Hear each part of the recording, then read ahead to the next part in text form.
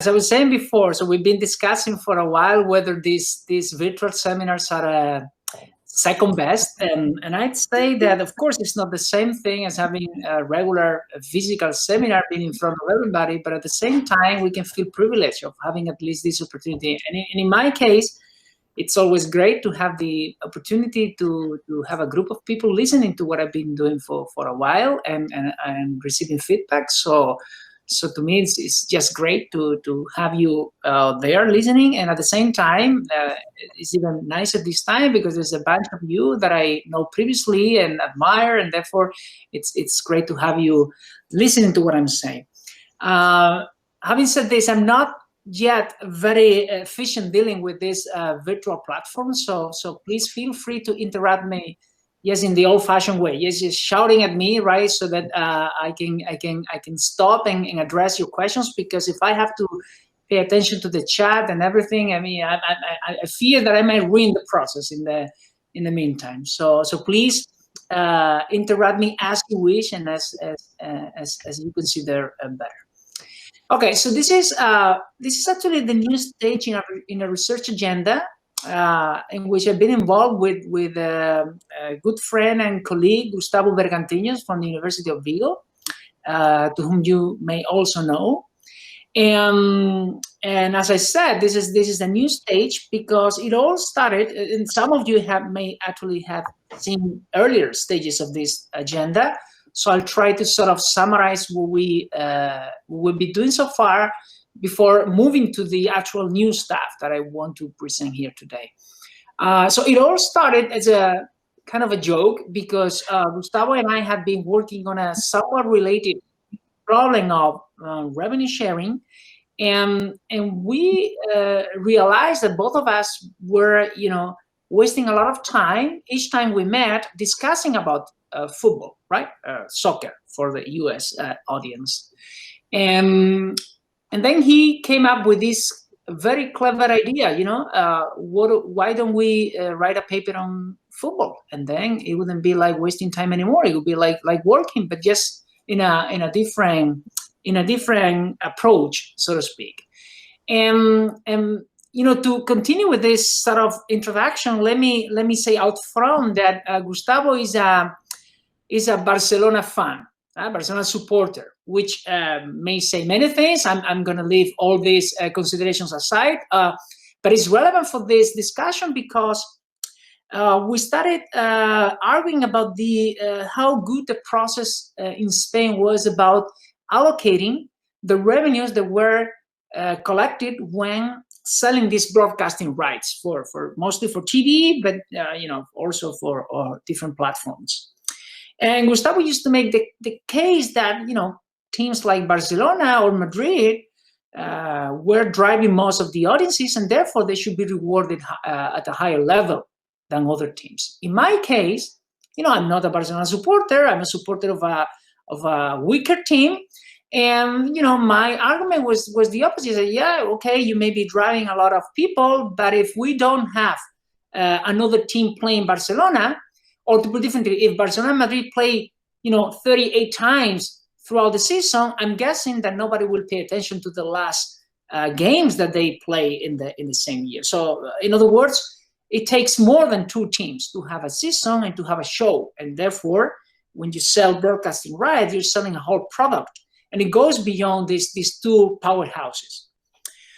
Okay, so we moved this discussion from the bar to the office, and then decided to have a formal model to approach this problem. And that's how it all started. And even though we approached the problem in different ways, what I'm going to focus on here today is what we call the axiomatic approach, right? So we're going to formalize the problem. You will see in a second. It's a very simple model. And once we have the model, the issue is to come up with specific rules to solve these kind of problems. And instead of proposing these rules directly, because some of you may have intuitive ideas about what the rules should be, we prefer to formalize axioms of these rules first. Namely, we want to discuss about principles that we believe these rules should satisfy, and ideally come up with the implications that these rules, that these axioms together convey, and in particular, whether these axioms, when formalized together, take us to some specific mathematical formulations, or in our parlance, some specific rules. So that's what I'm going to be focusing on here today. For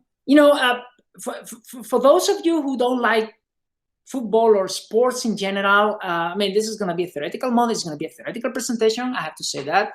But for quite some, during most of my life, I've been like apologizing each time I was talking about football, and each time I was showing to elite people that I was very much interested into football in particular and sports in general. And it seems to me that I still have to be making this apology in some circles. Maybe not in this one, but just in case. All I'm trying to say is that this goes beyond football and sports per se. Economically speaking, we're talking about big numbers here, right? It's a major industry, sports in general, particularly in North America, and we're talking about huge amounts of money. And as a matter of fact, most of these sports organizations rely on these resources that they get from broadcasting. And even nowadays, where we're changing completely the whole system, namely that, it's not like it used to be with the regular TV channels, but now we have platforms and everything. But still, it seems that this idea of paying per view, let's say, or, broadcasting and paying for that is still the major driving force of the way in which these organizations behave. Okay, so having said this, let me also have a few caveats here. The model that I'm going to present would easily accommodate a variety of forms of competitions. But I'm going to concentrate in particular, because that was the running example in the case of standard round-robin tournaments. That is the case of, for instance, the Spanish Football League. Okay, so we're going to have a group of teams. They're going to be playing each other twice, once home and once away. So at the end of the day, the input in our model is just going to be a matrix, a square matrix to be more precise, right? Each entry in the matrix is going to indicate the revenues that are raised from in the game involving the team column, so the row team and the column team played at Rose Stadium, okay? As I said, you could easily modify this to accommodate, for instance, some sort of playoffs, for instance, or different group stages that are popular in some of the countries, but I'm going to concentrate on this one. And not only that, I'm also going to have a simplifying assumption by which I'm going to be assuming that there's a constant pay-per-view fee per game, right? So at the end of the day, all that matters is the number of viewers that each game is going to enjoy, so to speak, right? So this matrix that I was referring to is just going to be an audience matrix, right? Indicating the number of viewers that each game had. And again, this could be generalized, but for the time being, I'm going to concentrate on that specific case. So formally speaking, this is the model. It's very simple. So we just need these two ingredients, namely the group of teams or clubs, however you call them, and the matrix that I associate to this group, as I outlined before. It'll be interesting for the remaining part of the talk to introduce this notation. So in particular, here I have, I have this alpha I. This is what sometimes I'll be referring to as the claim of each team, namely the total audience achieved by each team throughout the season. This is, mathematically speaking, if you look at the matrix, this will be the aggregation of the row and the column for each of the teams. And then there will also be this total audience of the matrix, which is simply the aggregation of all entries, and this basic algebra to check that this is simply 1/2 of the aggregate claim, right? So this is almost straightforward to see. So you can easily see, sorry, Carmelo, were you going to say something? You're muted, so I'm not listening to you. Here. Yes. Yeah. The point is that the main diagonal are zeros. Okay. Yes. I didn't say it's going to play any role, or you could have that the main diagonal are different than zeros, and because you have some rights or. Yes. Okay. That's a good point. And actually, this is probably part of what I was planning to discuss in the end. And some ways of generalizing, you could think of some sort of external factors that you would like to play a role in this allocation process that go beyond audiences, right? And you will see that if I have time to come up with a real life application, in the case of Spain, there's this issue of introducing performance as part of the allocation process, right? So you could think of this sort of exogenous weight for each of the team associated, for instance, to performance or to some other relevant characteristic. And that could be, in this mathematical setting, as you well said, one possibility could be to replace this diagonal of zeros by these sort of exogenous numbers. And yes, I will marginally touch that at the end of the talk. Yes, thank you. Okay, thanks. Okay, so this is pretty much the input we have, and then the issue would be to once we've formalized these problems, the issue would be to determine how to solve, quote unquote, these problems. So to do that, we want to formalize the concept of a rule.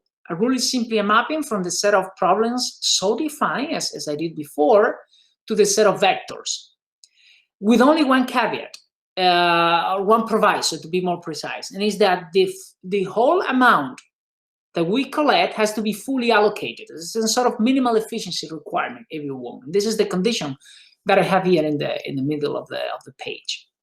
Now, let me also draw your attention to the fact that if you look at the definition of the rule, I'm not imposing from the outset that the values teams obtain are strictly positive or positive. In other words, I do allow for negative amounts, negative rewards. That might seem counterintuitive, but it's actually not, right? So if you think about football in Spain, we have relegation and promotion each year, right? And from time to time, you have a team that gets promoted, some sort of underdog, which is not going to drive enough attention, or to put it differently, to be more radical, that may somehow harm the prestige of the competition, right?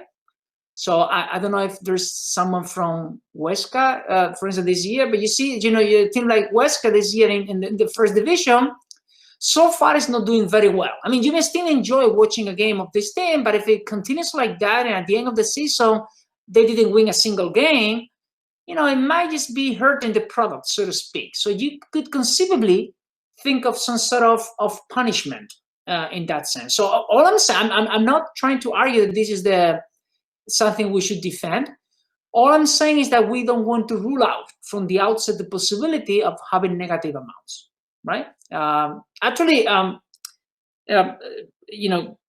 continuing with that intuition, for instance, in the case of basketball in Spain, you have this entrance fee, right? When teams get promoted to the ACB, right? So they need to have this huge amount of money as a deposit that sometimes actually teams are not able to afford. And that's why, every once in a while, you have a team that got the right to be promoted, but they decide not to execute that right, so to speak, and remain in the second division. So you could think of something like that, right? So free riding on the prestige of the competition might have a price, so to speak. And that's something that will play a role, and I wanted to make it clear from the outset. Okay, so as I said, instead of starting the discussion with specific rules you could think of, which would be a possible thing to do, I prefer to take the axiomatic approach, which, as I said, was the even in the title of this presentation and of the paper itself. So let me start suggesting some axioms that you may like or not, but I'm going to formalize them as properties of rules, and then ideally we'll see what the implications are. So the first one that comes to mind, normally in an axiomatic work of distributed justice, broadly speaking, is this idea of impartiality, right? It's a general principle of justice, You want rules to be impartial in the sense that you want to exclude ethically irrelevant aspects. So one easy way to formalize impartiality is what we normally call equal treatment of equals, right? So if you have two equal agents, you like to treat them equally. What do we mean by an equal agent here? So, it seems to us that the natural thing would be to say, look, if you have two teams that each time they play a third, they generate the same revenues, the same audience, then these two teams should be treated equally in the allocation process. This is what equal treatment of equals is saying, right? So this is the first condition. I'm going to be introducing quite a few axioms here, so you could stop me each time I introduce one, either to disagree or to complement or whatever. I mean, this is, after all, the crucial aspect of an axiomatic study. Now, the second one is there are some ethical underpinnings, but it's mostly what I call an operational principle. This is the idea of additivity, which has a long tradition in axiomatic work, not just in distributive justice, but you could go all the way back to cooperative game theory, to Shapley's seminar work, for instance, and also to Debreu, and additivity is being around for quite some time in economics. So in this particular setting, it's essentially saying that you could disentangle a process in two stages. So for instance, suppose you want to deal with the allocation at the end of two seasons, right? So you say, well, I'd solve the problem for one season and then the problem for the other season, and then I would aggregate, right? So this is pretty much what additivity is saying. Of course, it has a strong bite. It's excluding externalities, which is an important driving factor here.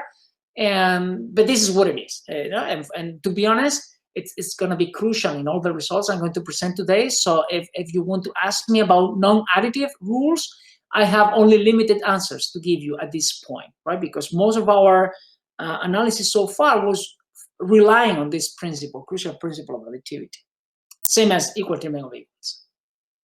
And then there's so these two axioms, equal treatment of equals and additivity, will keep being with us for the rest of the talk, and I'll be adding additional axioms. So in particular, I'm going to be now considering two sort of pathological axioms. So let me be more precise about it. These are going to be weak axioms referring to how rules behave in a very specific and strange, that's why I said pathological, situation. So in particular, the first one is what I call null team, which is some sort of a dummy axioms for those of you who are familiar with this kind of concepts. So the idea is that if we have a team generating no revenues whatsoever, this team will get zero, will get nothing, right? This is the idea of null team, or also known as dummy. But you could think of the opposite idea. You could think of the notion of an essential team, namely a team without which there's no revenue whatsoever. So if you have a game that doesn't involve this team, the game will generate zero viewers, right? So if that is the case, if we happen to have an essential team, we should give everything this team is claiming for to that team. Okay? So that's the sort of polar idea to the previous one. But still very pathological, because in general, you will neither have null teams or essential teams, right? But still, for those specific cases in which this happens, the actions are telling you how the rule should react, should behave. Now, if you don't want these two, let me instead consider a third, probably more natural idea, which is also very standard in distributed justice analysis, which is to set an upper bound, a cap on the amounts that these things are going to get. And this is what I call maximum aspirations. It simply says that teams will never be above this claim that I mentioned at the beginning, right? So you can never give this team more than the team was generating completely. I mean, every time I refer to something the team is generating, this is a sort of abusing language, because production here is always a joint venture, right? It's never a single team producing, because the team is always facing another one. So at the very least, it takes two to produce something, right? So you see what I'm saying, that with this third idea, this maximum aspirations notion, I'm formalizing sort of minimal requirement This seems to be very natural and sound and weak in a sense. Okay, so having said this, I can already present some results, and this is actually something from the earlier stages of our agenda before I move on to the new results. So the first result we have is that, so if we combine equal trimming of equals, additivity, and null team, there's only one rule that survives. There's only one rule passing the test of these three properties. And this rule happens to be what we call the equal split. It's a very simple and focal rule. It simply says that in each game, you split equally the amount of viewers, right?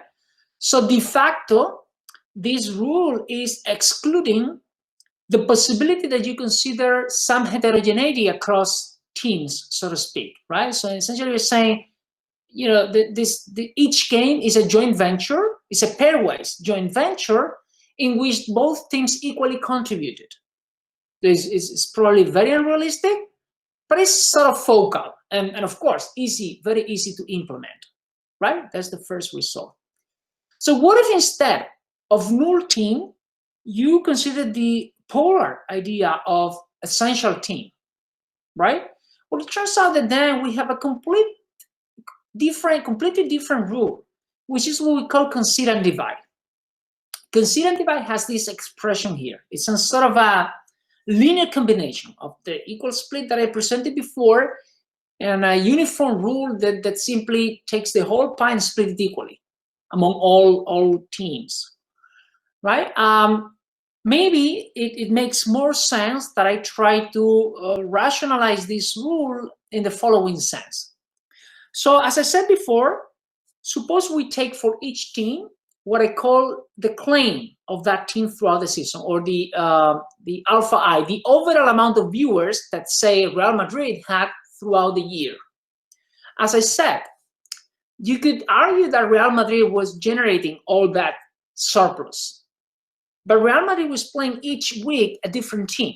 So at the very least, you have to concede that the other teams were contributing to that venture too, to that overall claim. So what we propose is to say, okay, so let's, out of the whole claim, let's leave something for Madrid and some of the part for the rest of the teams. And to make things simple, I'll assume that the other 19 teams are contributing equally to that joint venture. And that equal contribution of these remaining teams will be what I call here gamma I. If you look at gamma I is precisely the average audience in all games that didn't involve team I, right? So in a sense, I'm assuming that Real Madrid contributed and the rest of the teams contributed equally. And that equal amount the others contributed is the average of the audience in the games they were playing without Madrid. So that's how consider and divide comes out. But it turns out that this rule, that in spirit is so different to the equal split rule that I presented before, has a very solid common ground with respect to the other rule. Both of them are characterized by equal trimming of equals, additivity, and a third axiom. Now, this third axiom obviously makes the difference. This pair of axioms, namely null team and essential team, are incompatible, and they are polar, but they are also referring to very specific, somewhat pathological situations, right? So this is probably a first interesting message, and it'll resonate. It'll play a role in the rest of the talk. Now, what if instead of null team or essential team, we go to maximum aspirations, which is this upper bound that I was referring before, which is weaker and therefore probably more natural to consider? Well, it turns out that then we characterize not just a rule, but a whole family of rules. And this family of rules happens to be very well structured in the sense that it's exactly the family of rules that are made of complex combinations of the two rules that I presented before, equal split or consider and divide. So we believe this is a very interesting result because in a sense, so first of all, you're characterizing a whole set of options ranging from sort of one pole to another pole. In what sense? In the sense of what I said before. So if you think about the audience of a game, you could always argue that some viewers are watching the game because they are fans of one of the teams. In other words, they watch all games played by that team, no matter what, no matter who they are playing with, right? So let me call them hardcore fans. But then you could also have neutral fans, so to speak, namely, viewers that were just interested in the specific game, not necessarily because they follow one of the teams, but just because they found that game interesting, right? So if you have in mind that sort of dichotomy within the set of viewers, equal split is essentially saying it's just neutral viewers. Forget about fans, hardcore fans. Whereas consider and divide, it's saying the opposite. It's saying, it's essentially about fans and not about neutral viewers, right? If you watch a game, it's either because you like one or the other, more or less, right? So, I should. This is part of what we did in the first stage of our research agenda, so I don't want to spend too much time here. But let me simply tell you that this is some sort of compromise between these two poles. And for those of you who have, live in the US, I like to think that there's this different approach to sports to both sides of the Atlantic, in the sense that, here in Europe, it's more about identity, whereas in the US, it's more about the show, right? So to begin with, you have these teams moving from one place to another, right? So, you have the LA Lakers, right? Lakers, there's no lake in California, right? So there are very few lakes. They're coming from Minnesota, right? But at some point they move from Minnesota to Los Angeles. And when you have a team moving from one corner to the other of the country, how that does match with identity? It's a different notion there. And on top of that, you have to add to this that on average, an American citizen lives throughout his life in 5 different states in the US, right? So with all these ingredients together, you will agree with me that it's not exactly the same we think of sports as in here, right? I could give you more arguments, right? So in the case of the NBA or baseball, you have like 100 games per year, right? So a single game in itself is not that important. Yeah, it's about the show. Okay, so I don't want to continue along that road, but it's simply, trying to formalize in a loose way that there are these two polar approaches to what a fan or a follower is in sports, and that in a way, these two rules have sort of extreme versions of addressing this concept, and the compromise among them, which this family is conveying, is natural, and at the same time, as this result is showing, it's grounded on strong normative grounds. Okay?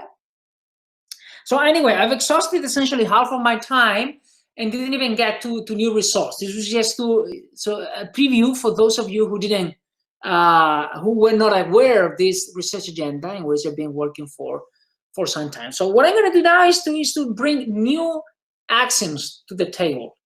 Natural one, very natural one, especially for those of you involving axiomatic work. This is a very standard. So in particular, I start with what we call order preservation. Order preservation is a strengthening of equal treatment of equals, right?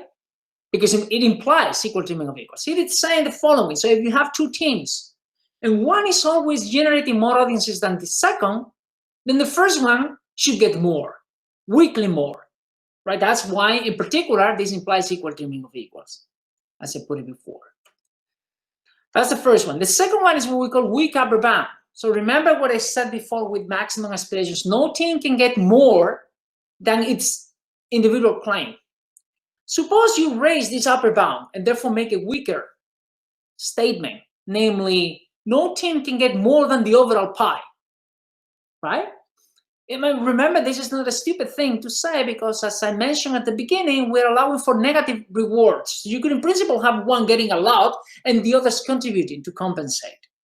Right, but this weak upper bound say, okay, at least this guy cannot be above, this team cannot be above this overall amount. Okay, so there's a weaker upper bound, hence the title. And I could also formalize this idea of non-negativity.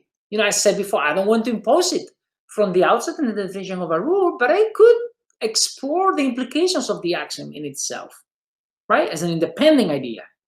So those are 3 principles. And what do we have? So the first result that I want to report is the following. Suppose we take that results we considered before, you see additivity will keep staying here, but instead of equal trimming of equals, I have a stronger axiom, namely order preservation, right? And instead of maximum expectations, I have a weaker one, namely this weak upper bound. It turns out with this new combination of axioms, I had a new family of rules, what I call the UC family of rules. These rules are again made of convex combinations, but convex combinations not of the equal split and consider and divide, but rather the so-called uniform rule and consider and divide.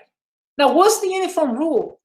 I mentioned the uniform rule in passing, but I have here you can see here the definition when you look at this last line. The uniform rule is simply taking the whole pie and making equal portions to all of the things, n portions. That's the uniform rule. So if you take this as one of the poles and consider and divide as the others, you have a larger family of rules encompassing the previous one, right? Why encompassing the previous one? Well, you could see that algebraically, but also if you look at the axioms, right? Because if you have a rule satisfying the first three axioms, you will also have these rules. I mean, there's a twist there with order preservation, but it's straightforward to check that. So this is a larger family than the one I had before. Okay, this is the first result I wanted to convey. Again, it's a compromise, but a different one to the other I mentioned before. So let me illustrate this in graphic terms. So this is in this picture. This is what I'm saying. So take this sort of three focal elements, namely the uniform rule, the equal split, and consider and divide. So before I was characterizing this portion, this right portion, the red part of the spectrum from equal split to consider and divide. Now I'm characterizing a larger family that goes all the way down to uniform, right? So there's a new portion that wasn't before, right? And you could potentially refer to this as another family of rules, right? The rules that are made of combinations of uniform and the equal split, right? And that will actually be another rule that will be derived axiomatically in the upcoming results. But this is the picture I wanted to convey for the time being, right? So this is the large family of rules we're considering here that, let me insist, arise as a consequence of combining three, I'd say, very natural axioms like additivity, order preservation, and weak upper bound. Okay? Now, if we look at this family, so suppose you're convinced by this axiomatic approach and these normative grounds that I was presenting, and therefore suppose we take this family as our universe of rules, right? We take this as the starting point. And we explore some features of this family, where it turns out that there are two interesting features of this family that I summarize in this proposition here, in these two items. First of all, and this is relevant, you can always guarantee the existence of a majority voting equilibrium within this family. For those of you who are exposed to political economy, you will be aware that there's so disturbing majority cycles, right? That they appear in many instances of the abound in real life. But there are some domains for which you can guarantee that these cycles do not exist and that you can always find a majority voting equilibrium.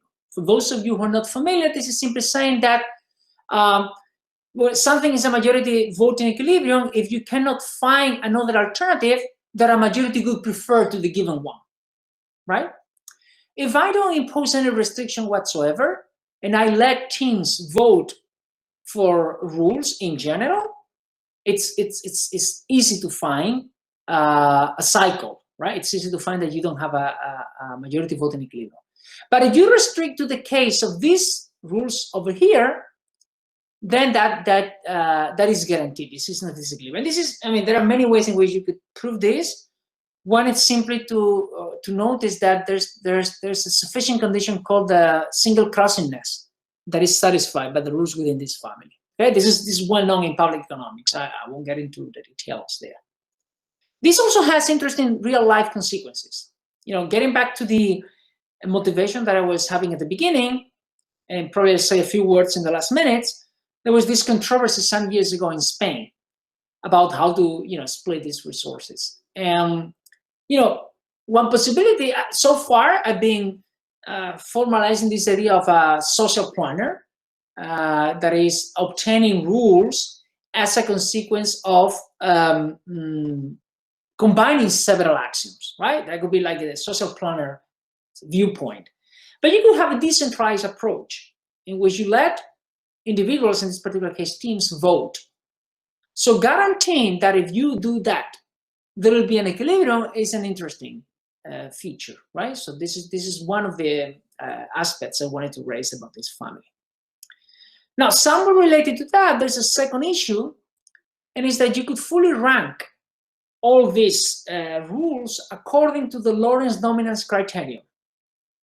Again, for those of you who are familiar with income inequality measurement and more generally with public economics, well, you will know that it's always been an important issue to be able to determine whether something is more unequal, some distribution is more unequal than another.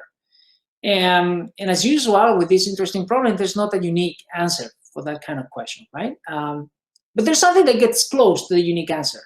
It's a partial ordering that comes determined by the so-called Lorentz dominance criterion. If a vector dominates another in the sense of Lorentz, which is saying that the partial aggregations are all ordered in the same way, you can unambiguously say that one vector is more equal than the other.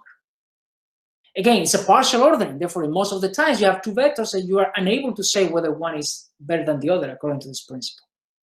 But again, if you restrict ourselves to these family rules, the result says that you can always guarantee the outcome provided by one rule, it's more equal than the outcome provided by the other rule, as soon as you look at the parameters determining each of the rules, right? They're fully ranked. So in other words, the parameter, this convex, this lambda, that reflects the convex combination of the two rules, can be seen as some sort of index of the, let me put it this way, progressivity of the rule. From the most equal rule, obviously the uniform rule that splits equally everything, to the least equal rule, which is consider and divide. And you will already get a feeling here, a taste of what's happening that I will show later with the numbers. If you are closer to the left in this scheme, you will be favoring weak teams in terms of audiences. Whereas if you move to the right, you will be favoring strong teams in terms of the audiences they drive. Okay.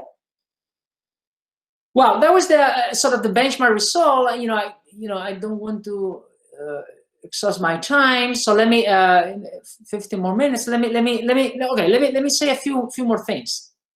So if I start the analysis taking this broad family as my universe of rules, I could start pumping additional axioms and see what the implications could be.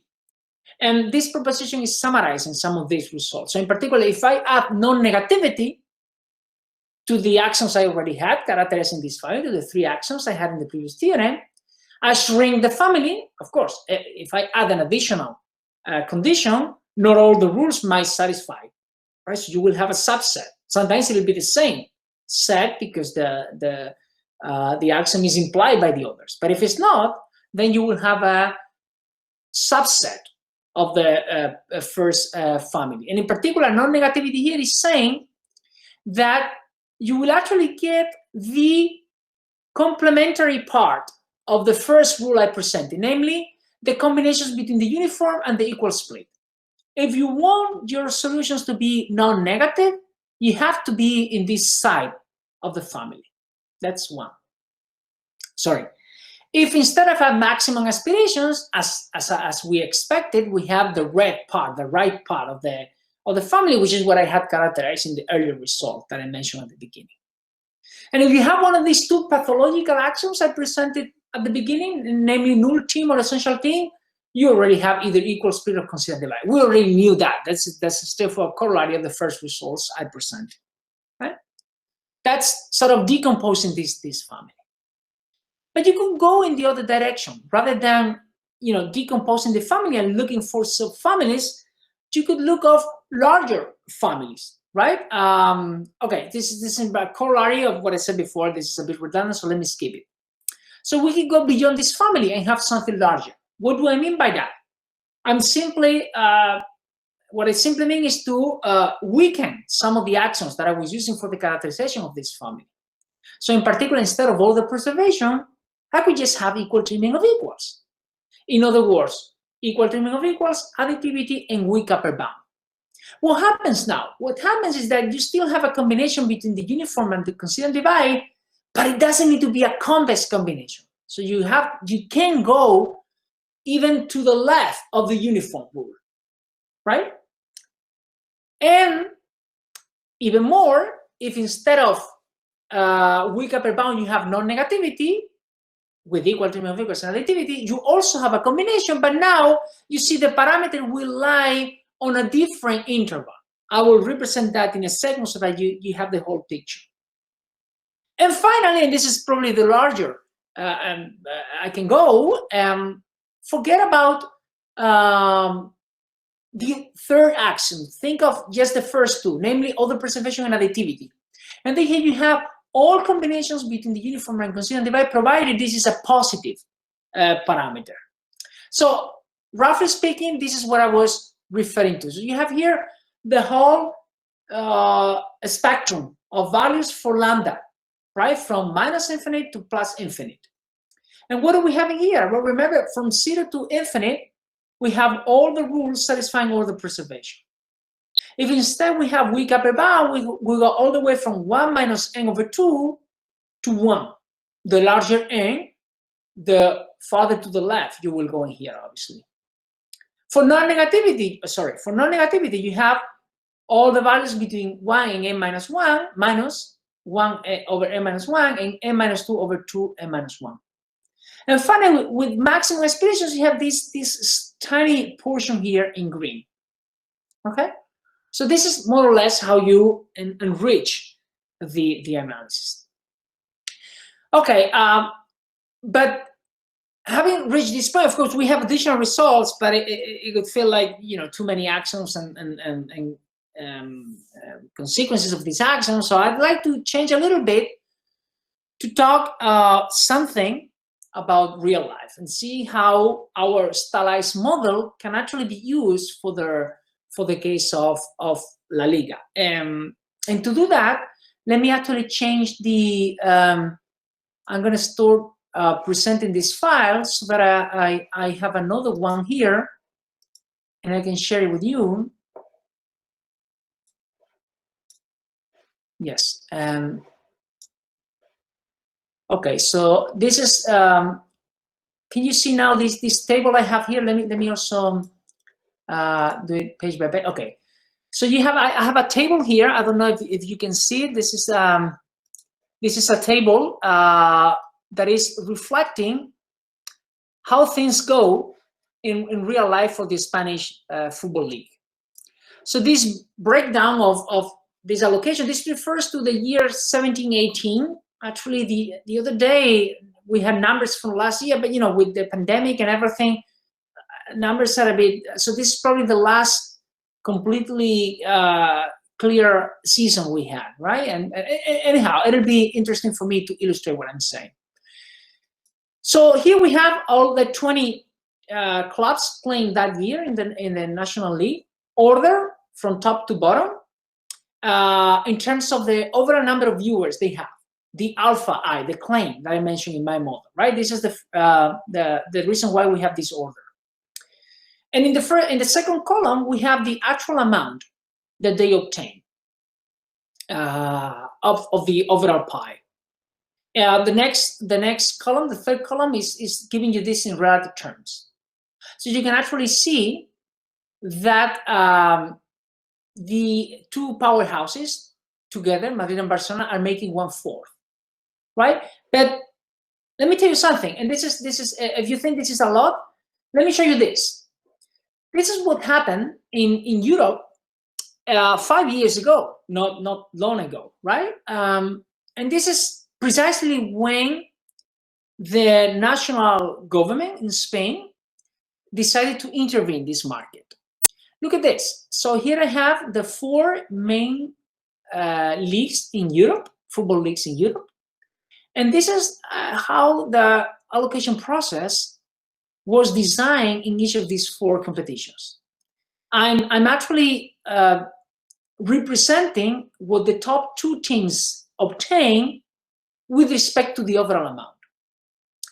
And look at this, back in 2015, sorry, in Spain, these 2 top teams were getting almost 1/2 of the pie, 46%.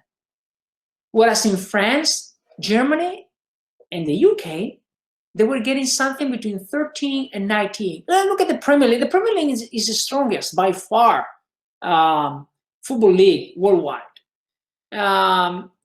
And that was essentially equal sharing, right? So 13%, equal sharing would be 10%. They're getting 13%, whereas in here it's 46%.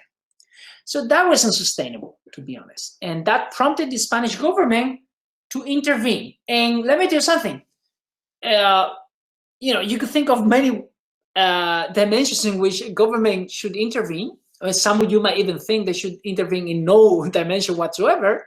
But I would certainly say that there are many dimensions in which I would consider intervening is more important than in the business of football. But with Spain is different. And in Spain, we have this main regulation. You can go to the Spanish official bulletin of the Spanish state, May 1st, 2015, and you have 18-page long decree, providing very specific guidelines as to how to intervene. And one very important guideline was to make this bargaining collective, right? Up to then, up to 2015, each club was negotiating individually with these major cable TV companies, right? And once they were securing their contract, it was a sequential process to go with the others. That had perverse effects. You will not remember, but back in 2003, the season 2003-2004, which is almost 20 years ago, that was the year David Beckham came to play to Spain. That was a big deal back then. And the very first game of that season happened to be at Madrid Stadium in late August, I believe. It was Madrid against Betis. Funny story was that by the time that game was announced, Betis had not signed its contract to sell the broadcasting rights. And all of a sudden, and just by, it was a lucky, it was just pure luck, because of this random element of having this game, the first one, and the very much anticipation for this game, Betis had a very strong bargaining position to secure a better contract. With the veto threat, right? With the threat that, Betis would not allow to have that game being broadcasted. These kind of situations happened with the sequential process. With the collective bargaining process, this finished.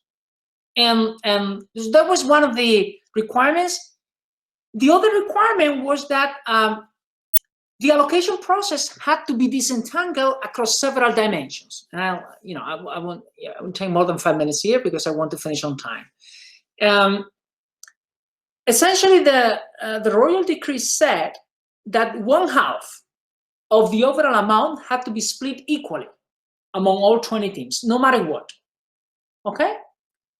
1/4 had to be shared according to performance. And that's how it takes me back to Carmelo's question at the beginning, right? So performance is something exogenous. I mean, you can look at the results in the last 5 seasons and you get this. I mean, there might be, we can, obviously this is something we could discuss because there might be different ways of measuring performance, but they were indicating a very specific one, looking at the last 5 seasons and looking at the table standings at the end of the season, each of them, right? And there was a proportional scheme, very, very specific. I won't get into the details. So that leaves us only 1/4. But this 1/4 was also split. 1/3 and 2/3. 1/3 went for ticket sales, right? Depending on the amount of revenues they were making in ticketing, they would be getting more or less in this broadcasting process. And finally, there was something that I highlighted here, referred as the relative contribution to generate resources from selling broadcasting rights. You know, what does that mean? It's ambiguous in itself. So one interpretation we can make is that that's actually the portion that is allocated according to the audiences they generate. So if you take this approach, then I'm suggesting to have some sort of, so this is what I'm saying here. You see that this lower bound, this is the 1/2 split equally. Performance is what I said before, the last 5 seasons, ticketing. And this residual, we take that this residual is actually what they're using, what they are allocating according to our rules, so to speak. But here's the disturbing feature. If that is the approach we take, let me take you to this last table here. I want to skip, yes, there it is. So if you look at this table, suppose this is 1/6 of the overall amount. This is what we want to allocate, right?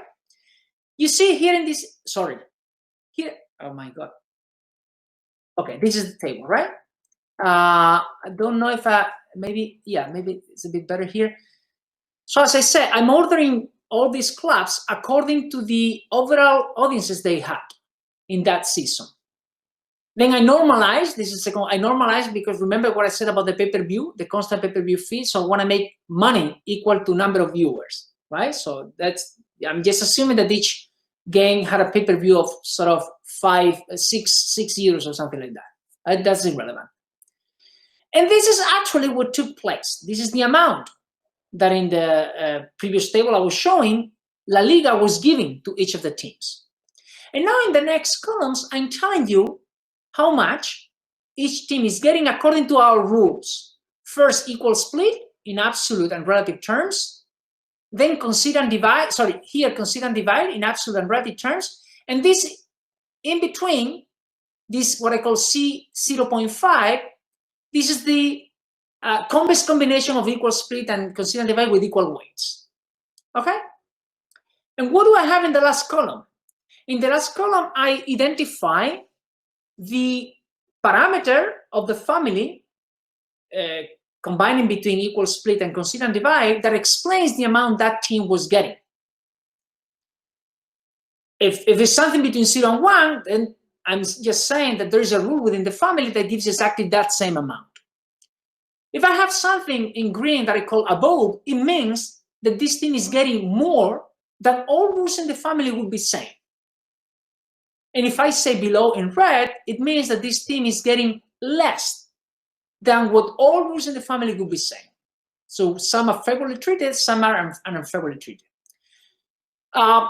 So I want to finish here and open the floor for discussion, and I would be more than happy to address all the questions you may have. So let me simply finish by saying that if, and this is a big if, right? If La Liga wanted to allocate resources according to the audiences these teams were generating, there's no way we can explain in a rational way what they were doing, right? Now, that's probably, that sounds as a very strong statement. All I'm saying is that I'm sure they had their own goals, or La Liga had its own agenda. But all I'm saying is that no matter how you introduce dimensions here, if there is a portion of the overall budget that is allocated according to what they raised, we believe we have strong arguments to say that they didn't do it in an appropriate way from a normative viewpoint. Let me put it this way. Or alternatively, we cannot find our senses in what they did. It's like a black box at this point, right? Unfortunately, we were unable to talk to the people in charge, so it's not clear for us what they were trying to do. Okay, so I believe it's 2 o'clock, so it's right on time to finish, and I'll be more than happy to address the questions you may have, but I didn't want to, go further than the time you were allowing me. Okay, so any questions? I had one, but I will leave it to the end. Okay. Great. Juan again. Go ahead. Yes, I would like to make a question. Hello, Juan Diego. Well, maybe I have got around the paper, but I have a doubt about one thing. For you in the model, audience is given, is an exogenous variable. Yes. Yeah, because I was thinking about all the time that I talk about these kind of things. I make a comparison between the NBA and soccer in Spain, for example. And what you have in mind is that the audience is given. Therefore, there is no action between the rules that you establish and the audience. So think about, for example, the emotion. People many times say that because all teams are more or less equal, the emotion is greater and therefore audience increases. So if you follow that kind of argument, you will find that audience will cause the rules and the rules will cause the audience. So there is a kind of interaction between the actions that you are proposing and the level of audience that you get. Because, for example, it's something like, I'm thinking about the NBA. In the NBA, each year you try somehow to equalize the floor for all the teams. While here in La Liga, thinking about the initial conditions, what you find is that too much money goes to the big teams. Therefore, you are something like giving some feedback to only those teams. You are not equalizing the floor at the beginning of the game. So you are somehow influencing the audience that you get at the end. I don't know if I have made my point clear. I see audience like an endogenous variable, and perhaps you are focusing on only one part. I'm not sure if I have got everything correct. The way I see it, you're pointing towards quite a few different aspects. So let me try to organize them. So first of all, and there's an obvious missing element in this whole model, is that I've been presenting a static model, not a dynamic model, right? And some of the considerations you have in mind would be able to, we could be able to formalize them in a dynamic setting, not in a static setting, right? And that I would have not much to say. I've been doing some work myself independently for dynamic processes of resource allocation, but they're extremely complicated. And so, it's on the agenda, but we have nothing to say about that dynamic component. Another very important issue is that, and I didn't say that on purpose, we don't know, we remain agnostic about the goal of the social planner here, right? So what would be the goal of Javier Tebas in Spain? Well, it's not clear to me. I guess his goal is to increase the amount of money he makes himself, right? And it seems he was very successful in making teams raise more money. And with some few exceptions, it seems like most of the teams support this guy, right? Because the guy is bringing more resources to them. Now, if you would have a social planner with an objective in mind closer to what the NBA has, namely to increase the level of suspense. This is what in sports economics is called suspense. So surprise and suspense. These are the two dimensions they normally refer to in this mostly applied literature on sports economics that I've just known recently. Well, if that would be the goal, if the goal would be to make competitions as even as possible, which might be a goal, then we would need to formalize that in some form of actions, which we didn't, right? But let me say something. We remain agnostic about that because I'm not really sure this is what we want. And I say this in particular for the case of the Spanish League. If you look at the numbers in the last 10 years, say, if you look at the golden decade, I like to call it, which is the time in which Cristiano Ronaldo and Messi were competing firstly every year.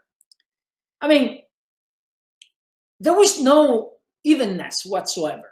Quite the opposite. Madrid and Barcelona were largely dominating. I mean, if you look at the last, I believe, 15 years, except for one, maybe two, if we count this one, the champion was neither Madrid or Barcelona.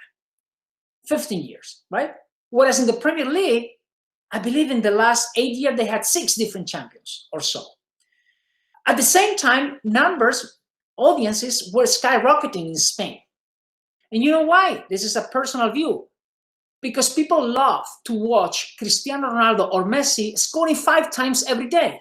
They just love that. That was my feeling. So it's not clear to me that having a more equal competition, so to speak, is the goal, right? So in other words, I guess I'm trying to make sense of what you were trying to raise in here. What I'm saying is that I don't know what the goal would be. If you have a goal in mind for the social planner, we can formalize it, and then the axioms could be somehow reflecting those views. But for the time being, I'm just not sure about that, and that's why our work so far is not saying anything about that quote unquote goal. All we're saying is that, look, we have this pie that we collected. How do we share it? Right, in a static framework, and that's what we did.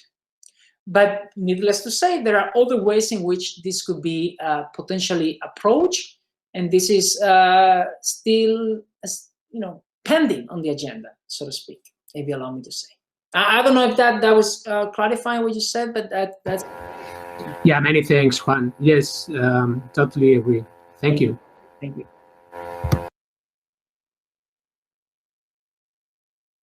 Okay, any more questions? I had a comment regarding the why.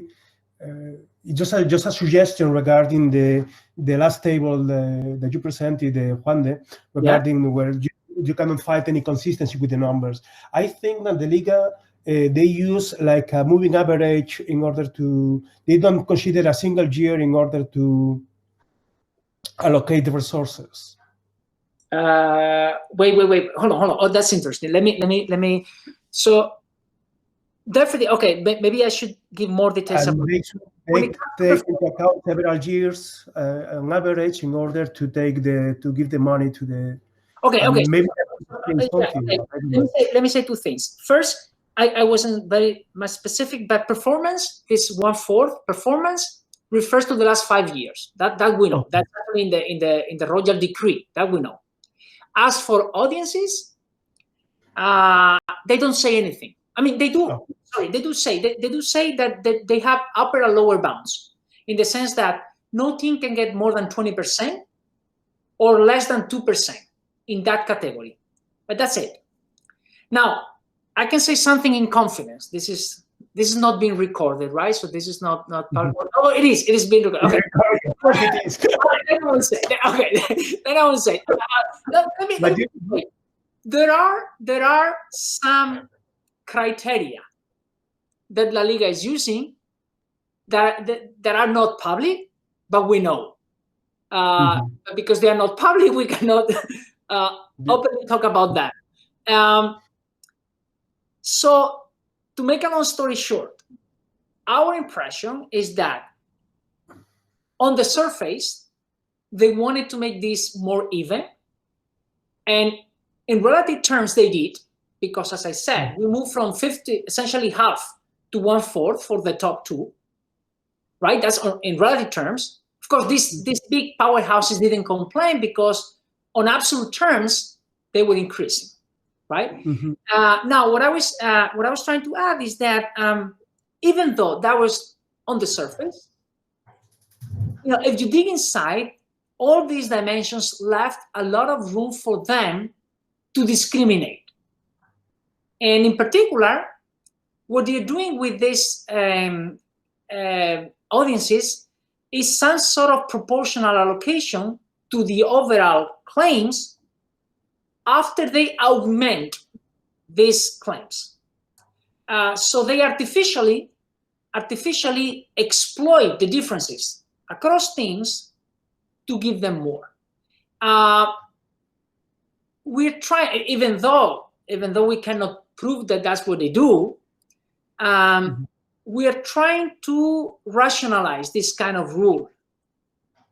But it's not easy. I mean, we cannot find, I mean, it should be the other way around, right? You present the actions first and get the rules later. But if you have some sort of preconceived rule in mind and look for the axioms that this rule satisfies, we cannot come up with meaningful, from an ethical perspective, actions to rationalize that. But answering to your question, they do refer to previous seasons for performance, but not for audiences. They don't consider this dynamic setting for this dimension, at least. That's okay.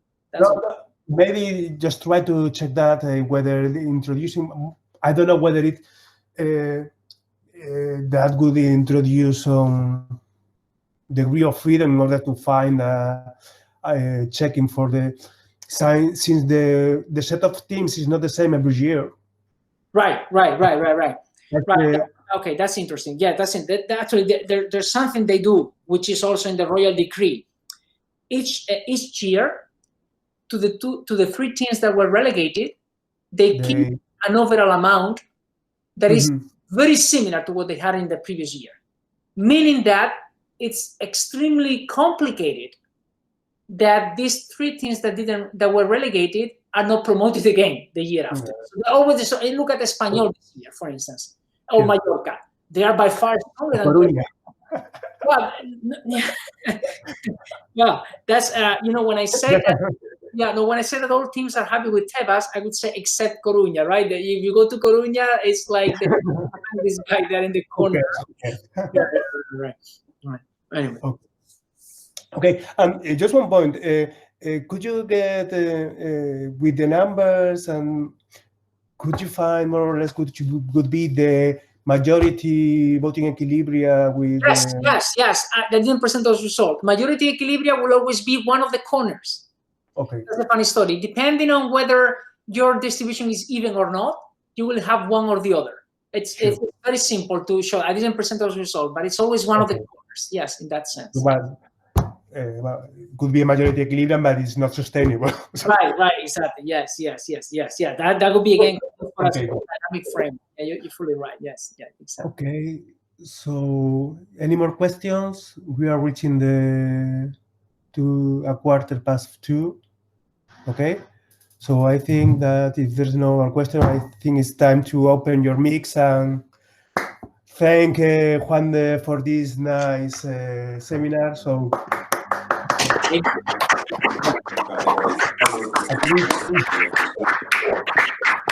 Gracias a todas. Ha sido un placer veros virtualmente a muchos de vosotros, que hace tiempo que no veía.